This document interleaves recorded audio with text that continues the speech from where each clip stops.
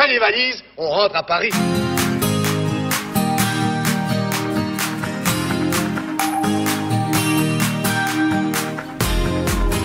Vous écoutez le podcast Nomade Digital, l'émission de ceux qui veulent prendre le contrôle de leur temps et de leurs revenus pour pouvoir vivre et travailler n'importe où dans le monde. Chaque semaine, venez discuter entrepreneuriat, productivité et voyage avec deux gars qui le vivent au quotidien.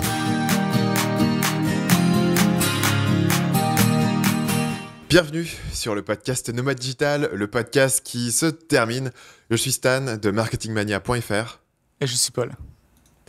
Donc aujourd'hui, Paul, on parle de la fin du podcast Nomade Digital. Ça fait quand même pas mal de temps. Ça fait, il me semble, depuis au moins 3 mois qu'on n'a pas publié de nouveaux épisodes. Et on parlera un petit peu de pourquoi, de ce qui s'est passé avec le podcast et de ce qu'on va faire pour la suite. Donc Paul, je pense qu'on peut le dire dès le départ. De toute façon, ce sera dans le titre de l'épisode, donc je pense pas que ça spoile trop. On a décidé que cet épisode-là serait le dernier épisode de Nomade Digital. Effectivement. Donc dans cet épisode, on voudrait un peu... faire peut-être le bilan de ces 50 épisodes. C'est vrai que ça tombe bien que ce soit le 50e épisode pour terminer. Faire un peu le bilan de ces différents épisodes et puis voir un peu nous ce qu'on en a appris, ce qu'on a essayé d'apporter et un peu quels seront nos projets futurs. Donc ce qui est un peu drôle pour commencer, c'est qu'on a été revoir notre dossier de préparation de Nomade Digital qui date du coup de l'année 2016 et on avait des ambitions assez élevées pour ce podcast. On avait des ambitions de partager avec les nomades digitaux, d'être le premier podcast francophone à parler de ce sujet, ce qui d'ailleurs était le cas. Et on a au final touché pas mal de monde avec ce podcast. Enfin, je me souviens plus des chiffres exacts qu'on avait discutés au moment où on avait commencé, mais je me souviens très clairement d'avoir ensemble discuté de faire uniquement 12 épisodes pour un peu tester le terrain et de voir un peu si ça plaisait aux gens et d'avoir eu vraiment un succès en termes d'audience qui était largement supérieur à ce qu'on avait Moi, je me rappelle qu'on avait un peu parlé du chiffre 200 écoutes par épisode qui aurait été considéré comme correct en fait. Ah ouais. En fait, je pense qu'à l'époque, on se basait notamment sur les écoutes de Marketing Mania et ça paraissait juste correct et ça a largement excédé ça. Donc là, sur les derniers épisodes qu'on a publiés, qui ont eu un peu le temps de tourner et de reposer, mais ils sont à quelque chose comme 10 000 écoutes sur l'épisode. Le podcast lui-même a reçu presque 300 évaluations. Il me semble que c'est 260 et quelques évaluations sur iTunes.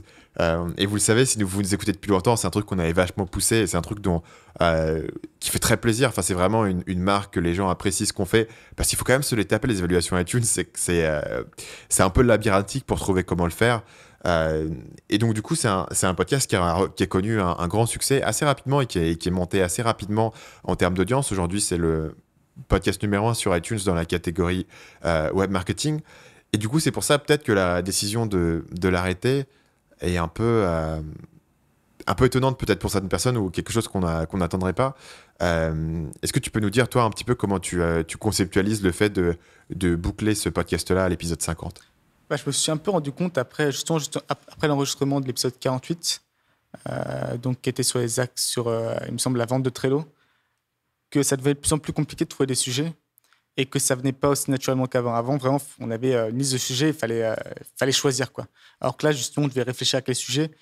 Et donc, on parlait avec un peu moins de conviction et de certitude sur les sujets dont on parlait parce que c'était pas les plus naturels pour nous. Et donc, j'ai un peu, au final, l'impression d'avoir dit tout ce que j'avais à dire, en fait, d'avoir un peu fait le tour de tout ce que j'avais à partager. Et je pense qu'une des choses qui nous permet aussi de prendre ces décisions, il faut peut-être le dire, c'est que on n'a jamais vraiment essayé de monétiser ce podcast. Et du coup, on est assez libre là-dessus. C'est-à-dire que la plupart du temps, à partir du moment où tu as une audience qui te suit, c'est quand même quelque chose où tu es très content et tu continues à parler tant que les gens t'écoutent, quoi. Et donc, le fait d'arrêter une émission qui a jamais aussi bien marché vient aussi du fait que c'est pas pour nous quelque chose qui est forcément central dans nos business, c'est pas quelque chose qui est stratégique. Et du coup, la raison de continuer ce podcast, c'était uniquement parce qu'on pensait avoir des choses à partager, des choses à apporter, ou parce qu'on appréciait de discuter ensemble et puis on appréciait le processus en soi de créer l'émission. Non, c'est exactement ça, tout à fait d'accord.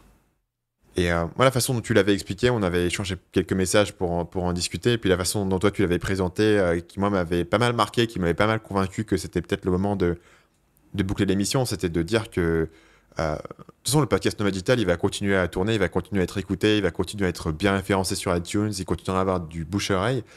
Et quelle est la justification pour nous d'enregistrer toujours plus d'épisodes si on n'a rien de nouveau à raconter? Et du coup, tu m'avais dit par message que tu voulais en faire une œuvre finie, quelque chose qui avait un début et une fin. Et au final, c'est une idée qui m'a pas mal séduite. L'idée de se dire que les gens peuvent aller réécouter les épisodes et ils auront vraiment le meilleur de notre contenu, le meilleur de ce qu'on avait à dire à une période de temps précise, sans avoir quelque chose qui s'étire à l'infini. Qui soit un peu dilué juste parce que voilà, on a un peu l'obligation de publier chaque semaine.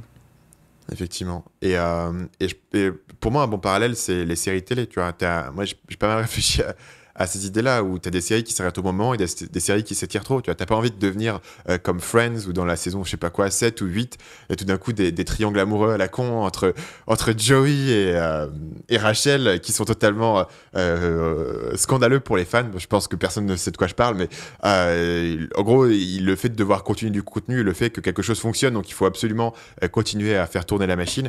C'est peut-être quelque chose que je suis content d'éviter pour le coup avec c'est un peu Nomad pareil Digital. pour les athlètes, quoi. Les athlètes qui ne savent pas s'arrêter au bon moment et du coup leur legacy est terni.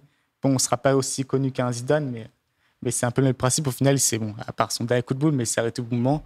Alors que s'il avait continué à jouer pendant 3-4 ans avec des performances en baisse, on n'aurait peut-être pas une si bonne image, quoi, en tant que joueur. Ouais. Donc sur ce qu'on voulait faire, c'était voir un petit peu quelques derniers mots, quelques conseils qui nous semblaient les plus importants. On doit trouver ça, quoi. Le Zidane du podcast. Ouais, le Zidane du podcast. Il est encore temps de renommer cet épisode, hein, car tous les titres, en général, sont trouvés par Paul, hein, qui a vraiment un talent sur les titres. Moi, mon préféré, on va faire un petit best-of. Mon best-of du titre, c'était Comment devenir gros, pessimiste et crédule. Celui-là, c'est vraiment ton chef-d'œuvre, je pense, en termes de titrage des épisodes. Merci. L'épisode sur les différentes cultures. Je te propose on a fait ces 50 épisodes. Qu'est-ce qu'on a appris et qu'est-ce qu'on en retient? Peut-être quels sont les conseils les plus importants, les choses avec lesquelles on voudrait laisser les gens. Je pense que la première chose que j'avais notée, c'était que entre l'épisode 1 et puis l'épisode 50, une grande différence, c'est que tu as appris à parler dans ton micro. En fait, j'ai appris qu'il ne fallait pas parler à 1 mètre du micro, parce que je ne savais pas jusqu'ici. Mais en même temps, c'est vrai que c'est un peu bizarre que j'ai ce raisonnement que parler à 1 mètre, c'est logique, alors que tu vois, les gens, quand ils parlent à un micro, ils sont toujours à 10-15 cm. Tu vois, les meetings politiques, peu importe, ils sont toujours à côté. Mais moi, dans mon cerveau, je me suis dit, c'est une bonne idée de parler à 1 mètre, quoi. Je ne saurais pas expliquer ce qui m'est passé par la tête. Mais non, c'est vrai que c'est pas naturel. Moi, je suis en train de voir le micro devant moi avec le filtre pop. Il est vraiment devant toi. Il est vraiment intimement proche, quoi. C'est ça. Il y a un côté assez le micro, il entre un peu dans ton espace vital, quoi. Oh là, recule un peu, mec. On n'est pas si amis que ça. Donc, c'est vrai que c'est pas totalement naturel de parler comme ça. Mais bon, maintenant, c'est un problème qui est réglé. Je pense que les gens qui nous ont écoutés depuis le premier épisode savent un petit peu de quoi on parle. Et je félicite les gens qui ont du coup écouté les 3 premiers épisodes. Vous avez été courageux.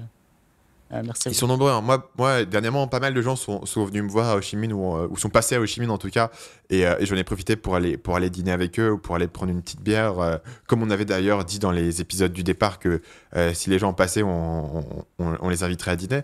Et du coup, j'ai pas mal discuté avec des gens qui nous ont découvert sur le tard, tu vois, sur les derniers mois. Et puis qui ont été se faire un petit peu une rétrospective en repartant de l'épisode 1 et voir un peu tout le parcours qu'on a pu faire. Ce qui est assez bluffant quand ils pensent de dire que que ce truc-là, il reste, il continue à tourner, les gens continuent à l'écouter, même sur les derniers mois où on n'a pas publié, il y a eu pas mal d'écoutes, et même les anciens épisodes continuent à être écoutés. Donc les gens peuvent voir notre évolution incroyable entre des novices complets et arriver aujourd'hui où on est les Zidane du podcast français, comme tu l'as si bien dit. Bah, c'est moi Zidane, toi, faut que tu trouves un autre joueur, quoi. Ok, ouais, je suis nul en foot, donc je peux être... C'était Fabien Barthez. Ça passe. Voilà. Bon, ils ont gagné en 98, c'est tout ce que je sais. Toutes tes connaissances footballistiques, c'est impressionnant. Ça s'arrête en 98. Ouais, ils avaient le coq, tu sais, le coq bleu, blanc, rouge. Ouais, à 6 ans, tu t'es arrêté à 6 ans, c'est bon, c'est fini. Ouais. Les derniers mots pour conclure ce podcast, peut-être le best-of un peu de nos conseils. On a noté 8 trucs. Le premier, c'était aujourd'hui, moi, c'est ma chaîne YouTube qui cartonne pas mal, et puis les gens me posent pas mal des questions dans les commentaires, etc. Une question qui revient constamment, c'est quelles études faire pour devenir entrepreneur, ou alors où commencer, comment se lancer. En revoyant ma propre expérience et que ce soit sur ce podcast ou plus globalement sur ma entre guillemets carrière, enfin, mon aventure entrepreneuriale, c'est vrai que au départ tu pars et t'es un peu ignorant, quoi. Tu sais pas trop ce que tu fais et tu tournes un peu en rond pendant les premiers mois et tu perds beaucoup de temps. Rétrospectivement, t'as l'impression d'avoir perdu pas mal de temps, mais je pense que ça fait partie du parcours et que il n'y a pas vraiment de raccourci ultime pour tout d'un coup avoir des résultats. Je pense que la meilleure façon de commencer, la meilleure façon d'apprendre, c'est vraiment de lancer. C'est un peu un cliché, un peu chiant à dire, c'est pas très original comme conseil, mais c'est vrai que les seules façons de construire ses compétences entrepreneuriales, et je pense que dans pas mal d'épisodes, on a défendu l'idée que l'entrepreneuriat, c'est un ensemble de compétences, et la seule façon de les construire, c'est de les pratiquer, c'est de lancer un projet. Même un projet à la con, même un site à la con, même un petit blog, même un petit site e-commerce. Site, moi, c'était mon premier site, hein, vraiment, c'était à l'époque, je connaissais même pas WordPress. J'avais trouvé un truc où j'avais tapé en ligne comment créer un site et j'ai tombé sur un petit logiciel à la con. Et en gros, c'était une page blanche avec des articles les uns après les autres, quoi.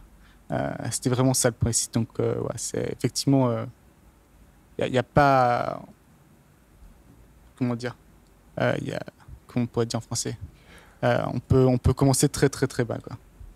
Ouais. Et je pense que c'est vraiment comme ça que les choses se montent. Enfin, même si tu regardes pas mal de boîtes qui sont assez grosses, parfois tu as des débuts assez humbles. Et je pense que c'est le fait aussi de comprendre un peu ces méta-compétences, c'est-à-dire comment te fixer des objectifs, comment gérer un projet, comment rester motivé, comment avoir la discipline de travail qui est nécessaire. Et ça, c'est un truc que tu peux pas apprendre par définition dans un cours ou dans une formation. C'est un truc que tu peux apprendre que dans ton expérience personnelle et dans ta pratique. Et donc, du coup, j'encourage les gens à se lancer le plus tôt possible et à commencer avec un petit truc. Vraiment, aujourd'hui, monter un site WordPress sur un hébergement à la con, c'est vraiment très facile, quoi. C'est pas quelque chose qui va vous... Il n'y a pas de blocage particulier, il n'y a pas de raison de ne pas le faire, si ce n'est d'attendre l'idée parfaite. Tout à fait d'accord. Je pense que c'est pour ça que tu l'as mis en premier. Je pense que c'est le conseil numéro 1 d'être très lent, c'est juste se lancer. Comme tu dis, c'est répété partout, donc ça peut paraître un peu bidon, un peu cliché, mais il n'y a pas plus vrai. Le deuxième point, ça serait apprendre l'anglais. Et donc, du coup, on vient de découvrir, là, sur ta dernière phrase, que tu commençais à perdre tes mots en français. Est-ce que tu peux nous expliquer moi, c'est pareil. Hein. Est-ce que tu peux nous expliquer un petit peu, pour toi, en quoi est-ce que c'est crucial d'apprendre l'anglais? Je pense qu'on a déjà beaucoup insisté dans le podcast, donc peut-être que les gens, ça doit commencer à les agacer.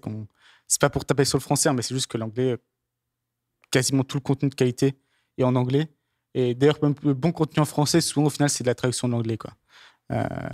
Et même, il y a toute une question de mindset, il y a des références aussi. Ça fait que je pense que vraiment la priorité, c'est la première compétence à apprendre, ce serait partir vivre 3 mois dans un pays anglo-saxon où les gens parlent anglais. Pour moi, ce serait la priorité numéro 1 avant tout. Et je suis toujours assez impressionné par le nombre de gens qui savent pas parler anglais, quoi. En fait, ça restreint ton univers énormément, quoi. Ça restreint, ouais, c'est ça, c'est vraiment, ça restreint ton monde de façon considérable. Alors qu'en apprenant l'anglais, tu l'élargis x30, x40, x50, quoi. Pour moi, c'est monstrueux. Je pense, et ouais, c'est tout ce que j'ai à dire. Ok. Et le point suivant qui est légèrement... Ouais, je suis totalement d'accord. Et peut-être que je vais rebondir là-dessus de façon un peu plus précise. C'est comment apprendre l'anglais concrètement. Moi, il y a une méthode que j'utilisais, que j'ai déjà mentionné dans le podcast et que j'ai aussi fait utiliser à mon frère et ça a bien marché pour lui aussi. C'est au départ, tout le monde regarde des séries. Enfin, moi, je passais des heures de ma vie à regarder des séries chaque journée. Donc, ce que tu fais au départ, c'est que tu regardes tes séries avec des sous-titres français comme tout le monde. Tu passes aux sous-titres anglais de façon à pouvoir apprendre l'anglais, hein, parce que les sous-titres français, tu les lis, mais tu t'écoutes pas ce qu'ils racontent. Tu passes aux sous-titres anglais et ensuite tu enlèves les sous-titres. Et en gros, ce projet-là, ça te prend 1 an de passer d'une étape à l'autre. À chaque étape, c'est un peu chiant parce qu'à chaque étape, tu perds un peu de compréhension. Tu dois mettre en pause, aller sur Google, googler des mots, etc. Mais tu utilises ce temps-là qui était un temps de loisir et tu t'en sers pour apprendre. Et moi, c'est vraiment comme ça que j'ai appris les bases. C'est-à-dire que ça m'a appris d'être un étudiant français en anglais. Donc, je pouvais écrire, mais je ne pouvais pas aligner 3 mots, à pouvoir écrire et surtout écouter. Le problème, c'est que beaucoup de gens qui ont été en cours d'anglais ont un prof avec un accent anglais. Et donc, ils se retrouvent face à un Américain et ne comprennent pas ce que le mec raconte. Donc du coup, tu es un peu coincé, tu peux écouter aucun contenu audio, vidéo et pas avoir de conversation.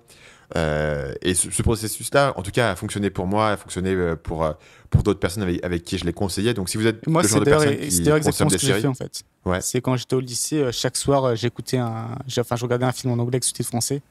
Et j'ai fait ça pendant peut-être 2 ans, donc je me suis peut-être regardé 500, 600 films. Et ça fonctionne parfaitement, quoi. Donc c'est vraiment, je pense que c'est du coup, t'as eu un passage avec les sous-titres en anglais ou t'es passé directement sans sous-titres? Directement sans sous-titres, en fait. Ok. À force, ouais, ça. Mais ça s'est fait vachement facilement parce que, comme tu dis, c'est pas une corvée. Par contre, le seul truc que je dirais par rapport à ça, c'est que généralement, faut être au moins un petit peu bon en anglais parce que sinon, tu risques de même pas écouter du tout le dialogue et juste lire les sous-titres. Donc, il y a peut-être à apprendre un minimum pour toi pouvoir t'immerger un peu, quoi. Mais globalement, c'est plus efficace. Et si vous êtes en études ou au lycée ou peu importe, je pense que c'est une très bonne utilisation de votre temps, quoi. Et à mon sens, en tout cas, c'est une théorie que j'avais quand j'étais en prépa avec mes potes qui faisaient la même méthode. Les séries dans ce domaine sont plus efficaces que les films, en fait, parce qu'une série va constamment répéter le même vocabulaire. C'est vrai. Et donc, les du coup, mêmes personnes, du coup, t'as raison. ouais. Du coup, t'apprends un certain champ lexical. Moi, je me souviens, quand j'avais 18 ans, j'étais un pro du domaine lexical de la médecine. Je savais dire tous les organes, tous les médites et tout. Parce que j'étais un gros Dr House. Gros Dr House, ouais. Ça, et puis après, tous les termes liés à la police et tout, avec Dexter et compagnie. Voilà. Moi, je pense que le seul inconvénient de cette méthode, c'est que en français, je suis assez poli dans mon expression, mais en anglais, j'ai pas mal de jurons et tout. Moi, je fais beaucoup de fucking, quoi. Je dis pas mal de fuck, ouais. Fuck, shit. Parce que t'as regardé, à l'époque, je regardais beaucoup les séries de Showtime, les trucs de gros gangsters. Et du coup, c'est peut-être le seul inconvénient, je dirais. Inconvénient qui peut du coup être corrigé par le troisième point qu'on voulait dire, qui est de dire de lire les livres classiques au niveau business. Est-ce que tu veux parler un petit peu de ça ou peut-être mentionner un ou deux livres qui, toi, te semblent particulièrement utiles? Moi, ça, c'est un truc qui me surprend toujours et en même temps qui est peut-être naturel parce que c'est plus abordable. Mais beaucoup de gens vont aller écouter des podcasts, par exemple, ou regarder des vidéos, peu importe, sur un sujet pour se former, au lieu, en fait, d'abord de commencer par ce qui a été fait de mieux dans la matière, quoi. Ce qui serait plus logique, quoi. Autant aller directement à la source parce que souvent, pareil, c'est notre podcast, beaucoup de choses qu'on a dites, c'est souvent les choses qu'on a lues, justement dans ces classiques, donc c'est un peu du régurgité, quoi.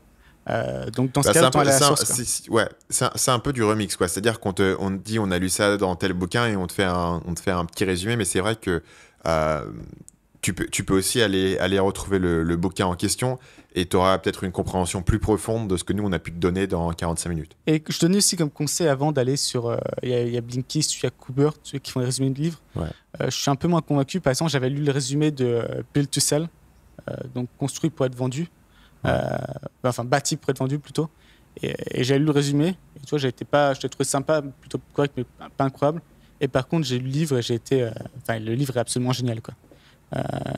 Donc je dirais que peut-être pour les livres un peu secondaires, autant lire le résumé parce qu'on n'a peut-être pas assez de temps. Mais pour les livres vraiment qui sont recommandés partout, il y a une raison pour laquelle ils sont recommandés partout. C'est parce qu'ils sont bons et autant prendre le temps de les lire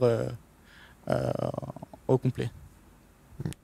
Alors, il y a pas mal de livres qu'on a cités tout au long du podcast, donc je sais pas si on va pas forcément se refaire un truc parce que j'ai l'impression qu'on va... Il y a un avion, il y a quoi? Non, il y a un énorme orage, mais monstrueux, quoi. J'ai jamais entendu un orage putain, aussi ouais, c'est un truc de ouf. Donc, orage, du coup, c'est la saison des orages à Chiang Mai, quoi. Ah ouais, c'est ça. Ouais. Ok. Bah donc, on va pas nécessairement reciter des bouquins. Moi, ça m'a fait marrer de revoir que dans l'épisode 1, j'avais recommandé la biographie d'Arnold Schwarzenegger, qui reste un de mes bouquins préférés. Mais sinon, vous pouvez aller sur le site à l'adresse nomaddigitalpodcast.com.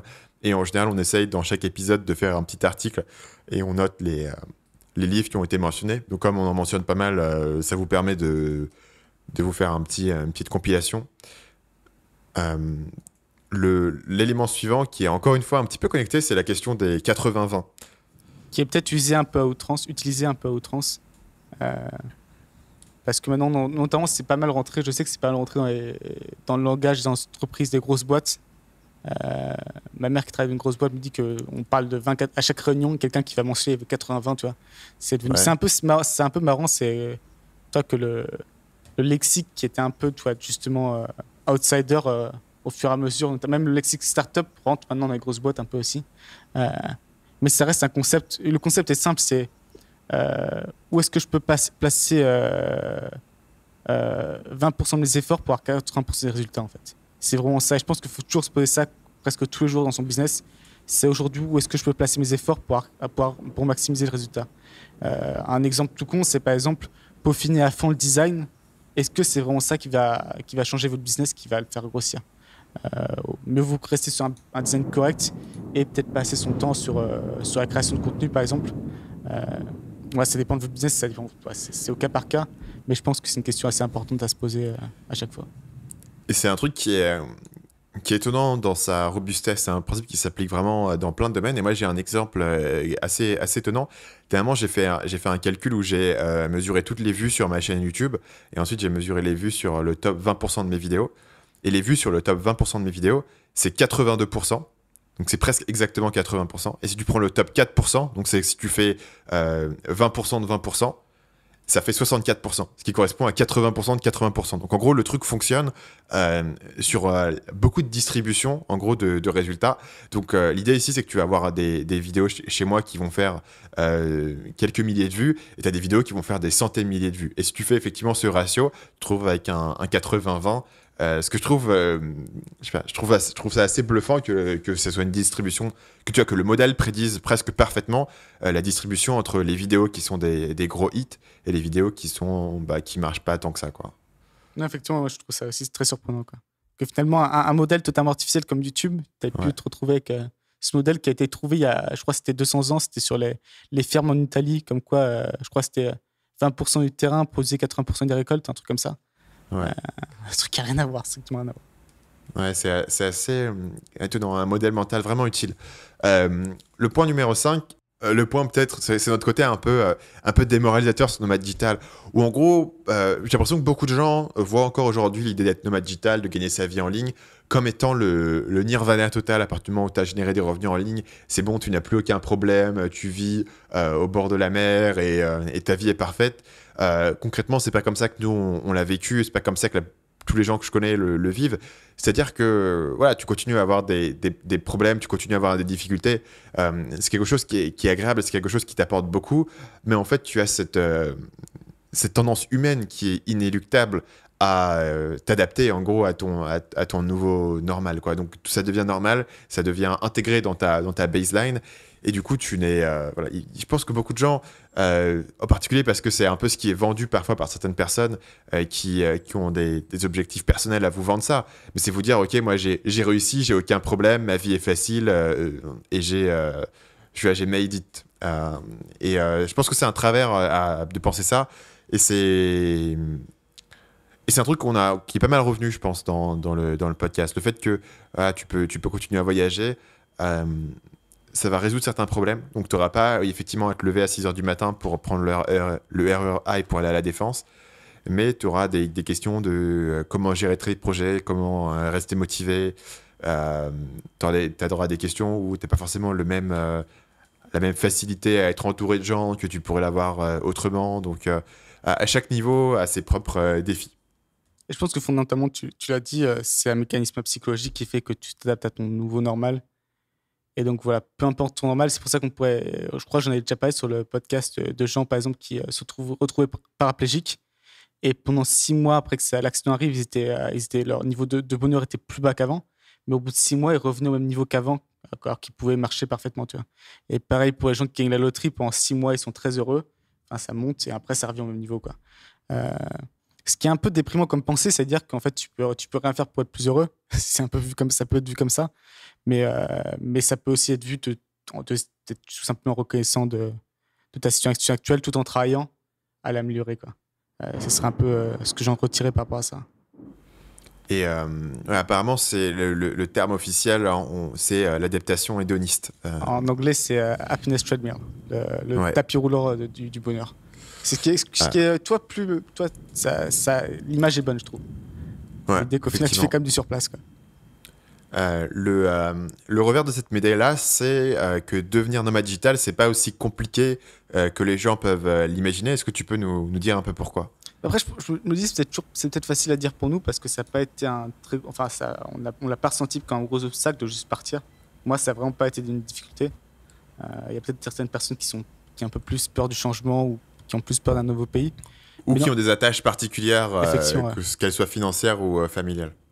Donc, c'est peut-être plus compliqué, mais globalement, aussi exotique que soit la culture où tu vas, tu trouves très facilement tes repères et tu t'adaptes très facilement. Et Et à vrai dire, je connais personne qui soit arrivé et qui soit au bout d'une semaine étant paniqué sur parti, quoi. Il y a des personnes qui sont reparties après 2 ans parce que la France leur manquait ou peu importe. Et pareil, les risques pour la santé ou autres, pour la sécurité, euh, sont très faibles, quoi. Notamment pour la région dont on parle, qui est l'Asie Sud-Est, t'as pas vraiment de problème par rapport à ça. D'ailleurs, beaucoup de gens sont surpris qu'à chaque fois, notamment par exemple j'ai des stagiaires, plusieurs m'ont demandé quel vaccin il faut faire. Et en fait, pour l'Asie Sud-Est, je crois il y a l'hépatite A qu'il faut peut-être rajouter, mais que certaines personnes ont déjà fait, mais il y a rien sinon en fait. Il n'y a pas de risque sanitaire particulier.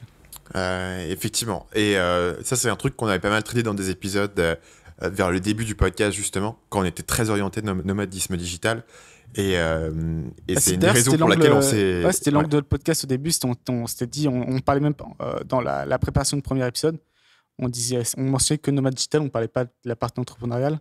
On s'est rapidement rendu compte qu'en fait, il n'y avait pas tant de choses à dire que ça. C'est que tu arrives, tu t'adaptes, tu trouves des solutions et tu t'en sors, quoi.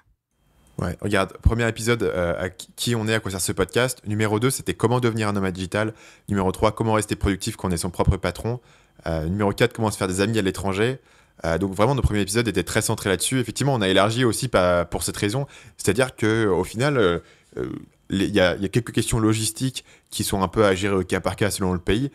Mais globalement, le vrai défi sur une carrière dans ce type-là, c'est vrai qu'elle se porte plutôt sur la question entrepreneuriale, comment choisir tes projets, comment monter une équipe, comment faire des ventes, monter des sites, créer un truc qui soit viable sur le long terme et pas juste faire du cash de court terme. Et du coup, on se retrouve sur quelque chose d'un peu plus large sur l'entrepreneuriat et sur l'économie numérique, en gros. Même si je ne suis pas trop fan de ce terme, j'ai l'impression d'être un expert sur BFM TV, ouais, c'est ça. Ouais, l'économie numérique. Je suis un expert de l'économie numérique. Stanislas Selou, expert. Bah, c'est pour ça que j'arrête le podcast. Hein. J'ai été recruté par BFM TV, je pense qu'on peut le dire. Le point suivant, du coup, ça retombe un peu là-dessus sur la question des compétences entrepreneuriales, le 7e point. Je t'imagine invité par BFM TV, tu commences à leur parler de Marc Aurèle, quoi. Ouais, et je leur parlerai du 80-20, je pense qu'ils vont kiffer. Ouais, c'est ça, tu leur montres une photo de Tim Ferriss, ce mec, il est génial. Il est génial. D'ailleurs, je sais pas si t'as vu, mais Tim Ferriss, il est en train de lancer une émission de télé qui s'appelle Fearless. Ouais, j'attends de voir. Ça va être intéressant. Tim Ferriss, c'est aussi un mec qui rebondit pas mal, et sur ce sujet de comment rebondir, moi, un des trucs qui me semble le plus important, avec un peu de recul sur l'entrepreneuriat et puis sur ce parcours, c'est vraiment la capacité à être à l'aise dans l'incertitude et le fait de ne pas savoir et de ne pas essayer de toujours prédire. Je pense que quand les gens commencent, ils veulent vraiment avoir un plan, savoir exactement ce que tu vas faire dans 1 an, 2 ans. Nous, on a assez tôt introduit dans le podcast l'idée d'un plan de 90 jours, ce qui veut dire que tu peux faire un plan vraiment précis sur 90 jours, mais au-delà, il y a pas mal d'opportunités qui peuvent venir, des problèmes ou des stratégies différentes qui peuvent survenir. Et donc, du coup, c'est difficile de planifier sur une longue durée. Et je pense que les gens en particulier, qui font des études en école de commerce ou qui vont apprendre un peu des trucs sur l'entrepreneuriat, sont assez fans du business plan sur 3 ans qui projette tes revenus, etc. Ça, c'est de la fumée complète, quoi. Pour moi, la compétence la plus importante et la chose vraiment que j'ai apprise sur les 5 dernières années, c'est la capacité à être à l'aise avec cette incertitude, à prendre des décisions un peu de façon flexible, à pouvoir changer d'avis et à pouvoir évoluer. Je sais pas si tu as vu l'article de Jeff Bezos là-dessus. C'est pas un article, c'était une lettre aux shareholders. Et en gros, ce qu'il y a dedans, c'est que si tu veux, si Amazon veut perdurer, en gros, il faut que la majorité des décisions soient prises avec 70% de l'information. Si tu attends 80, 90, 100% de l'information, c'est trop tard. Tu étais en retard, tu n'as pas eu le temps. Le truc optimal, c'est tu as 70% de l'information, tu te lances, quoi. C'est celle de 2017, la lettre? Je pense que celle-là, elle a beaucoup circulé parce qu'en fait, il parlait de Day 1, Day 2, en fait.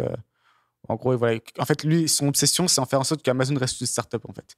Qu'elle ne commence pas à crouler sous son propre poids. Mais donc là, il disait qu'en gros, c'est sa recommandation à tous les employés, tous les managers, peu importe. Quand vous avez 70% des informations, vous agissez. Vous risquez de vous tromper, mais au final, en moyenne, avoir attendu peut-être 1, 2, 3 mois, je ne sais pas c'est quoi les délais, de temps pour l'ensemble des informations, la perte aurait été plus grande que les chances de se rater parce que tu n'étais pas sûr, quoi, tout simplement. Donc j'ai trouvé ça assez intéressant. Ça rejoint le thème dont on avait parlé sur la question de l'espérance, de l'expected value, sur l'épisode Exactement. qui s'appelait Comment gagner au poker. C'est-à-dire que le but, effectivement, dans ce cas-là, c'est pas que chaque décision individuelle soit optimale, c'est que la somme totale de tes décisions soit optimale. Et donc, et donc voir c'est un peu ce concept aussi au niveau, parce que justement, les grosses boîtes, généralement, ce qui se passe, c'est que chaque personne cherche à se couvrir et donc prend le moins de risque possible, quoi. C'est assez naturel. Et lui, justement, pour éviter d'avoir cette paralysie, il dit très clairement à toutes les personnes qui travaillent pour lui, vous ne serez pas pénalisé pour avoir pris une mauvaise décision, vous serez pénalisé pour avoir pris une décision trop lente, quoi. Et je trouve ça vachement intéressant parce que j'avais jamais entendu jusqu'ici, tu vois. Et du coup, ouais, je l'ai trouvé là en ligne en tapant, tu tapes Jeff Bezos Shareholder Letter, c'est celle de 2017, donc elle est facile à trouver. Le point suivant est un peu ironique par rapport à à notre podcast. Est-ce que tu peux nous expliquer de quoi il s'agit? Je pense que c'est très lié en fait au monde du web marketing un peu. C'est que il y a beaucoup de bruit en fait. Il y a beaucoup de gens qui parlent sans forcément beaucoup faire derrière. Mais c'est pas des mauvaises personnes ou quoi que ce soit, mais je pense que c'est assez naturel. Enfin moi j'aurais du mal à vraiment préciser un penser par rapport à ça, mais j'ai l'impression qu'il y a plus de bruit que vraiment d'exécution, quoi. C'est mon sentiment global. Et donc il y a beaucoup de gens qui peuvent avoir l'impression que parce qu'ils font du bruit, ils avancent, alors que c'est pas vraiment le cas. Je pense qu'il y a un élément ici, et moi c'est un truc que je ressens pas mal, c'est qu'il est difficile de faire les deux en même temps. Il est difficile, tu vois, il y a assez peu de gens, comme Gary Vaynerchuk, qui peut à la fois monter un business qui fait des centaines de millions de dollars de CA, et à la fois créer du contenu de manière régulière et avoir une visibilité. En général, c'est l'un ou l'autre. T'as quelques personnes qui, après coup, par exemple Mark Cuban, Ouais. mais toi, c'est après qu'il a un peu pris sa retraite, en guillemets, toi, qu'il a vendu son business. Ouais. Mais c'est vrai qu'en même temps, t'avais par exemple une personne qui est intéressante, c'est Clay Collins. Donc c'est Lead Pages. C'est quoi sa boîte? Lead Lead Pages. Pages, qui pendant longtemps a fait un peu les deux. Donc il avait son propre, il faisait des séminaires, des webinaires et autres. Et assez rapidement, il a quand même dû comprendre que il fallait qu'il choisisse. Et donc, Il est totalement consacré à sa boîte maintenant. Ouais. De temps en temps, il fait des interviews avec ses potes, Mixergy, etc. Mais une ou deux fois par an. Et en gros, maintenant, il est complètement CEO de sa boîte et il s'occupe de gérer la culture, les équipes, etc. Alors qu'avant, c'était vraiment un mec qui avait beaucoup de visibilité. C'était pas vraiment un et c'est gros, pour ça, mais... par exemple, c'est pour ça, par exemple, le livre de Knight, donc qui a créé Nike, qui est intéressant. Parce que typiquement c'est une personne qui aurait jamais eu une seconde pour se rendre visible et pour créer du contenu, quoi. Et donc c'est assez précieux parce que t'as pas tellement de témoignages de ce genre de personnes. Effectivement. Le dernier point dont on voulait faire pour conclure notre neuvième conseil de départ, je sais pas comment appeler ça, c'est le stoïcisme. Bah, moi c'était un truc que je connaissais à peine quand on a commencé le podcast. J'avais lu Marc Aurèle très vite fait, mais je connaissais à peine, et c'est un truc du coup sur la période du podcast qui est un peu qui m'a un peu séduite. Et maintenant c'est vraiment je considère comme assez important pour moi. On a déjà beaucoup parlé, on a déjà fait un épisode complet là-dessus, donc je vous conseille de l'écouter si ça vous intéresse. Mais moi c'est quelque chose qui a vraiment fait une différence, quoi. Et je pense que ça va durer. C'est quelque chose sur lequel je suis assez ancré maintenant. Moi aussi, je pense que je suis venu peut-être un petit peu plus tôt que toi parce que Tim Ferriss en parlait pas mal déjà il y a quelques années. Mais c'est vrai qu'aujourd'hui, moi, c'est un truc que j'essaye de faire de manière quotidienne. Donc, tu as toujours cette histoire de routine du matin. Moi, j'ai toujours une petite routine le matin. Et une partie de ça, c'est de lire une ou deux pages dans le bouquin qui s'appelle Daily Stoic, qui a été compilé entre autres par Ryan Holiday, que du coup, moi j'aime bien. Et ouais, j'aime bien. Moi, je lis pas le bouquin, mais par contre, j'ai les emails qui sont très sympas parce que ça prend 30 secondes à lire, et je vous conseille Daily Stoic, quoi. Et c'est pas comme si tu allais apprendre un truc de ouf et révolutionner ta vie. C'est juste l'idée que chaque jour, tu as une petite piqûre de rappel et chaque jour, dans ton cerveau, tu vas te reconditionner rapidement à réfléchir aux choses de façon un petit peu différente, à prendre un peu de recul. Effectivement, l'épisode qu'on avait fait, je pense, dessus... pour pas mal de gens, ça peut être une façon intéressante de comprendre en quoi est-ce que cette philosophie peut être utile, parce que la plupart des gens voient la philo comme un truc un peu théorique, et en fait, en quoi est-ce que c'est utile dans la pratique, si tu es entrepreneur ou si tu veux devenir nomade digital. Je pense que l'épisode qu'on a fait dessus, du coup, traite plutôt bien de ce sujet-là. Même si tu l'es pas, j'ai envie de dire, peu importe la personne. Notamment, on parlait justement avant de du fait que d'être nomade digital, ça ne te rendra pas d'un coup heureux pour toujours.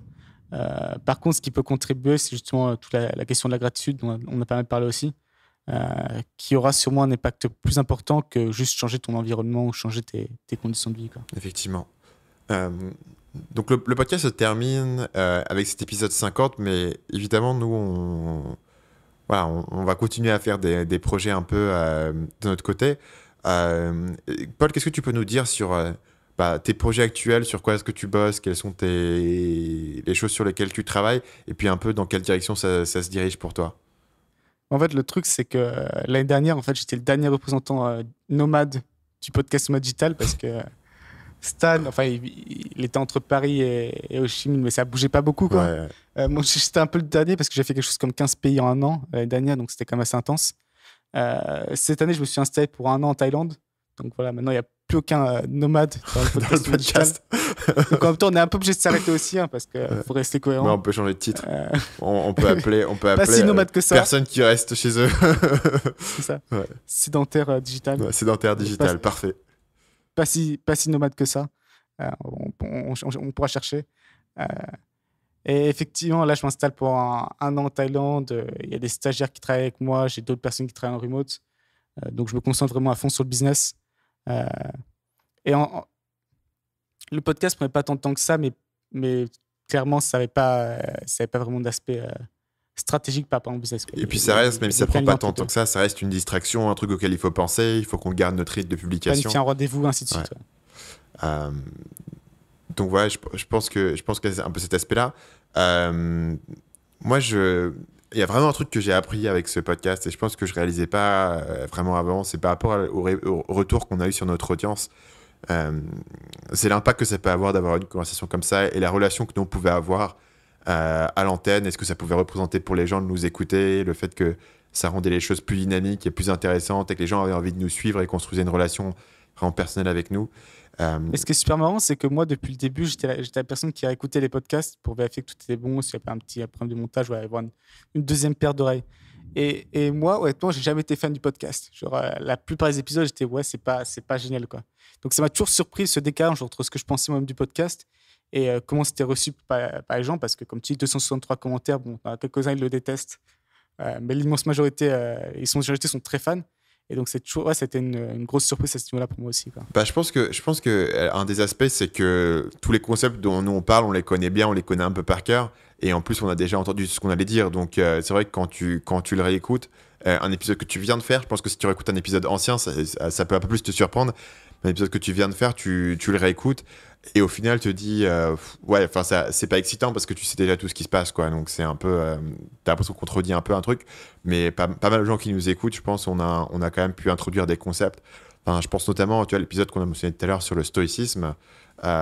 Pour nous, c'est un truc qui nous semble évident. Et je pense que pour pas mal de gens, c'est quelque chose qui était assez étonnant ou assez nouveau et tu vois, assez fort dans ce sens-là. Et c'est vrai que du coup, ça fait qu'il est difficile pour nous de juger vraiment ou de savoir vraiment quel est l'attrait de notre podcast, en fait. On s'en rend pas nécessairement compte. Et moi, c'est ce qui m'est venu par pas mal de retours de personnes. Et donc, c'est quelque chose que je réfléchis à comment introduire dans mes autres projets, parce que clairement c'était pas présent dans Marketing Mania, un podcast qui fonctionne bien mais qui est soit moi qui parle et donc du coup je te donne de la pure information mais il n'y a pas d'aspect vraiment plus personnel ou plus divertissement, ou soit j'interviewe des gens sur une interview ponctuelle mais il y a moins cette relation amicale entre les deux, il y a moins d'aspect conversationnel, c'est plus interview, conseil, comment tu as fait, comment tu fais ça, comment ton business fonctionne, etc. Et je pense qu'il y a peut-être un entre-deux ou quelque chose à apprendre pour moi de l'expérience qu'on a pu avoir sur Nomade Digital, en tout cas auquel je réfléchis pour la suite. Après moi sur mes projets, le truc sur lequel je travaille c'est assez visible. Alors lui, je suis très concentré sur ma chaîne YouTube. 46K. Marketing Mania, effectivement, 46 000 abonnés, là, qui a vraiment pris beaucoup en ampleur. Pour comparer, il y a 2 mois, j'étais à 6 000. Et là, je suis à 46 000, donc tu peux voir que la courbe est assez exponentielle là, donc on va voir jusqu'où ça peut aller. Mais je suis assez content de ça. Et puis, niveau financier, je continue à bosser sur ma formation sur le copywriting, qui est une formation vraiment poussée sur l'écriture de pages de vente et de vidéos. Et puis, maintenant, j'ai lancé un logiciel, une application SaaS qui s'appelle Ads Copilot sur la gestion de pub Facebook. Et ça c'est un gros projet pour moi en termes d'ambition et en termes de là où ça peut aller. Donc voilà. Par contre, vous continuerez à me retrouver sur Marketing Mania. Moi, je continuerai à publier du contenu toutes les semaines sur la chaîne. Et puis il est probable que je refasse des choses dans le domaine du podcast par rapport à Marketing Mania, qui était aussi un peu entre parenthèses. C'est quelque chose qui va probablement revenir. Je réfléchirai un peu plus à tout ça.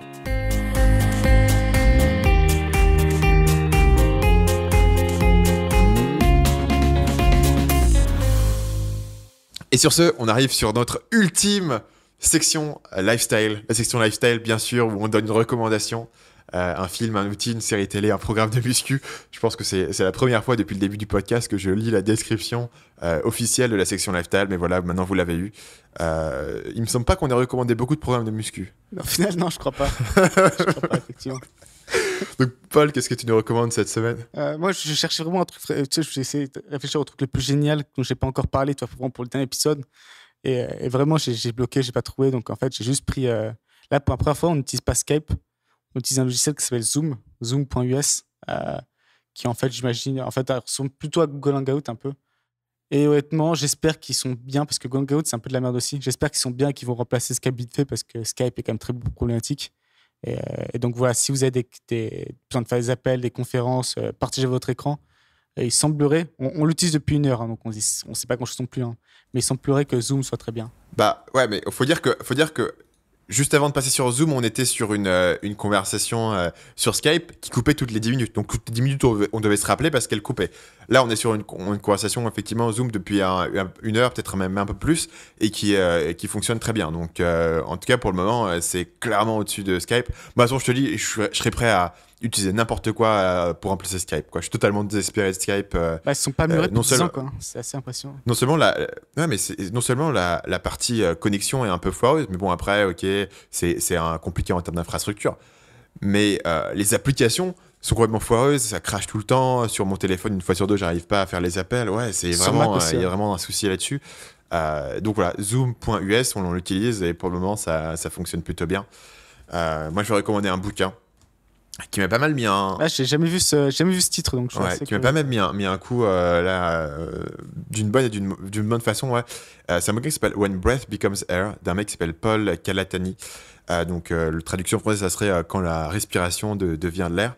Et en fait, c'est un livre qui a été écrit par un mec qui était un neurochirurgien, un gars brillant et qui avait fait Stanford, école de médecine, machin, un des meilleurs neurochirurgiens et chercheurs de sa génération. Et donc, qui travaillait comme ça, qui faisait des opérations avec des gens et qui travaillait sur comment accompagner les familles et puis les patients dans des moments difficiles, gérer des histoires de détérioration des capacités intellectuelles et puis des opérations dangereuses qui frôlent la mort. Et en fait, ce gars-là, à l'âge de 35 ans, il a eu un cancer généralisé. Et en fait, le bouquin, c'est le bouquin de l'histoire de sa vie, de sa carrière, de sa réflexion un peu philosophique par rapport à la mort. Et puis, la façon dont lui-même a géré en fait ce diagnostic-là. Et puis de ses derniers jours avec sa famille. Et voilà. Donc, il a écrit ce bouquin qui est assez court du coup parce qu'il n'a pas eu le temps de vraiment écrire le bouquin en entier parce qu'il était malade pendant la période où il l'a écrit. Donc, c'est après 150 pages. Et c'est vraiment un des bouquins les plus marquants et les plus poignants sur la mortalité de l'homme et puis sur à quoi ça ressemble de faire face à ces situations-là. Et t'en as retiré quoi, toi ? En fait, c'est un peu, tu vois, par rapport au stoïcisme. Le stoïcisme te demande d'essayer de visualiser des choses et de comprendre en quoi ta vie pourrait être pire et toutes ces sortes de visualisations négatives et de réfléchir à la mort. Et c'est vrai que la mort, c'est toujours un truc qui est un petit peu, pour moi, distant. Tu vois, c'est un truc qui va arriver quand j'aurai 90 ans et puis ça sera une autre personne, etc. Et là, réfléchir à un gars qui a passé toute sa vie à construire une carrière, construire une ambition, et à l'âge de 35 ans, juste au moment où il va en fait devenir un docteur, en gros, il finit juste son internat, il finit juste ses études et il va devenir un docteur, il va commencer sa carrière en tant que tel. Et réfléchir, c'est ce moment-là où lui va devoir dire adieu et va devoir comprendre le sens en fait de tout ce qu'il a essayé de créer et d'accomplir.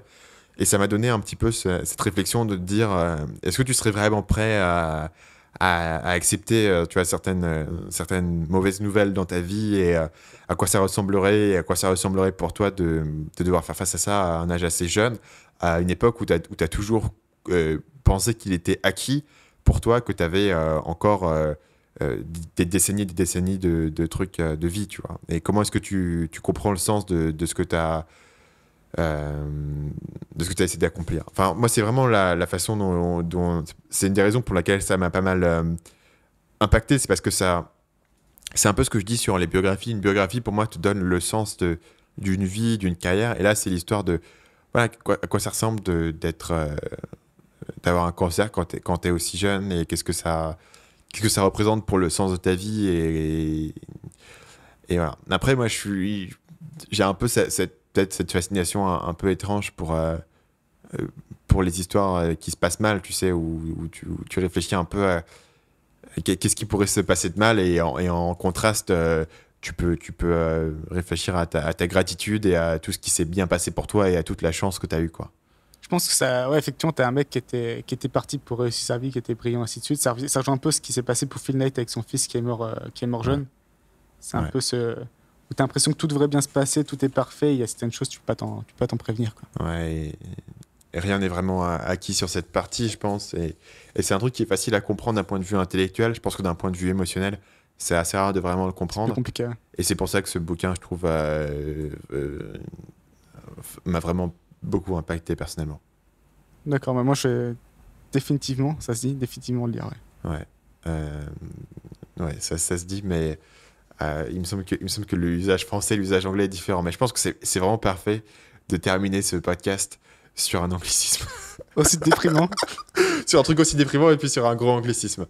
Non, voilà. Donc après, on termine le podcast en toute bonne conscience. Je pense que c'est cool qu'on ait fait ensemble ce dernier épisode pour vraiment conclure et voilà, et pas le laisser en plan. Je pense que les gens qui nous écoutent méritaient d'avoir cette explication et d'avoir cette façon de boucler l'émission. La conclusion actuelle n'a pas lieu d'être, parce que normalement on se retrouve jeudi prochain, mais on se retrouvera pas jeudi prochain. Pour le moment, le flux RSS de Nomad Digital, l'émission restera comme ça dans son état actuel et pourra continuer à être écoutée par les générations futures, puisque évidemment dans 100 ans ils écouteront encore Nomad Digital. On sera la bibliothèque du Congrès aux États-Unis. Ouais, dans les fouilles archéologiques, ils vont retrouver un vieil iPhone fossilisé et retrouvant le podcast. Voilà, blague à part, on espère que ce qu'on a raconté dans ces 50 épisodes pourront continuer à être utiles dans le futur. Nous, on va continuer à faire un peu nos parcours à droite à gauche. Qui sait si dans le futur, on refera quelque chose dans le genre ou si le podcast même pourra être réactivé d'une façon ou d'une autre ou si moi, je ferai quelque chose plus ou moins similaire. C'est comme, je sais pas. Comme au lycée, aux États-Unis, ils se réunissent tous les 10 ans. On va faire une réunion. Ouais, effectivement. Voilà, les 15 ans de Nomad Digital, retrouvez-nous en 2032. 2031, parce qu'on a commencé en 2016. Allez, à dans quelques années. Salut. À dans quelques années.